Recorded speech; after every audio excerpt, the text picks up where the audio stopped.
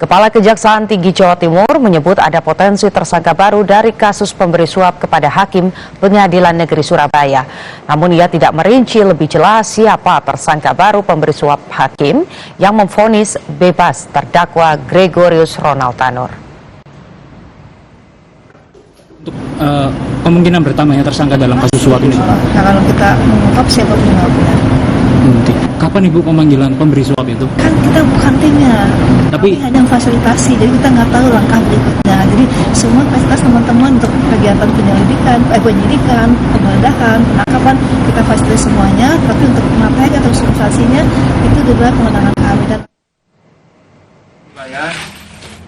Ini adalah video amatir detik-detik Jaksa Muda Tindak Pidana Khusus Kejagung menemukan barang bukti uang suap 3 hakim dan pengacara kasus Ronald Tanur.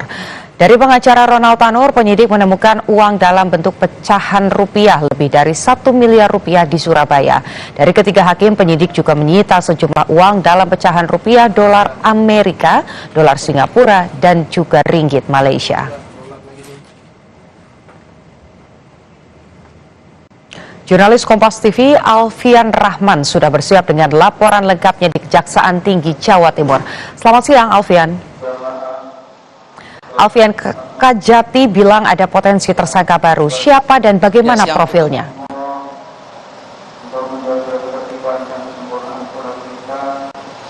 Iya, Putu dan juga saudara, memang betul kemarin Kepala Kejaksaan Tinggi Jawa Timur Mia Amianti membenarkan adanya peluang tersangka baru dalam kasus gratifikasi yang melibatkan 3 hakim Pengadilan Negeri Surabaya dalam kasus Ronald Tanur, begitu vonis bebas Ronald Tanur sendiri. Namun kendati demikian, Mia Amianti tidak menyebutkan tersangka tersebut dari siapa, dengan profilnya sebagai apa. Namun pihak Kejati sudah menyimpan baik-baik profil dari tersangka tersebut dan akan ditindaklanjuti oleh Kejagung. Sementara itu pernyataan Mia, Ketua Kejati Jatim ini juga diperkuat oleh Abdul Kohar, Direktur Penyidikan Jaksa Agung Muda Bidang Tindak Pidana Khusus atau Jampitsus Kejagung, yang menyatakan memang nantinya akan ada potensi tersangka tambahan yang diduga akan juga menyeret dari keluarga Ronald Tanur sendiri terkait sumber dari uang yang digunakan untuk gratifikasi yang jika ditotal sebesar 20 miliar rupiah ditemukan berada di 3 hakim pemutus atau pemvonis bebas dari Ronald Tanur pada Juli 2024 lalu. Ketiga hakim itu sendiri merupakan Herintu Adamanik sebagai ketua hakim, Mangapul dan juga Heru Hanindio sebagai anggota hakim. Dari proses OTT yang ditemukan tersebut ada beberapa miliar rupiah dan juga mata uang asing yang akhirnya dikumpulkan sebagai alat bukti gratifikasi yang nantinya akan masih dilakukan proses penyidikan lebih lanjut oleh penyidik Kejagung. Dan saat ini ketiga hakim tersebut masih ditahan di ruang isolasi khusus selama 14 hari dan ditahan di rutan Kejati Jawa Timur sendiri. Jika kita berkaca atau jika kita meneliti lebih jauh profil dari keluarga dari Ronald Tanur ini, ia merupakan anak dari seorang mantan legislator begitu bernama Edwan Tanur, mantan anggota DPR RI Komisi 4 fraksi PKB dari Nusa Tenggara Timur yang akhirnya juga dinonaktifkan dari jabatannya di Dewan karena kasus anaknya yang tersandung kasus pidana. Putu. Lantas, Alfian, bagaimana soal eksekusi Ronald Tanur sendiri? Kapan akan dilakukan?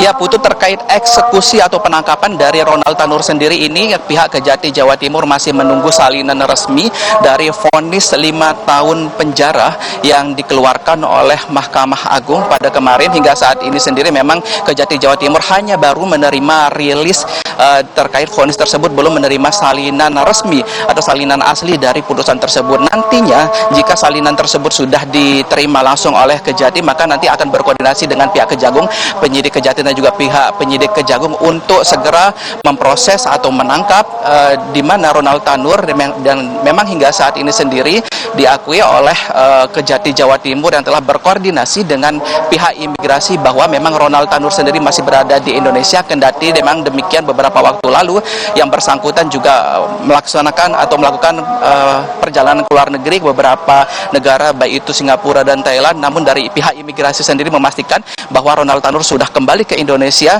namun keberadaannya memang saat ini masih belum dapat dipastikan apakah berada di daerah asalnya NTT ataupun di Surabaya tempat domisilinya sekarang. Seperti itu, Niputu. Terima kasih Alfian Rahman melaporkan langsung dari Kejaksaan Tinggi. Kita nantikan bagaimana jalannya proses penyelidikan yang telah dilakukan dan juga sedang berlangsung.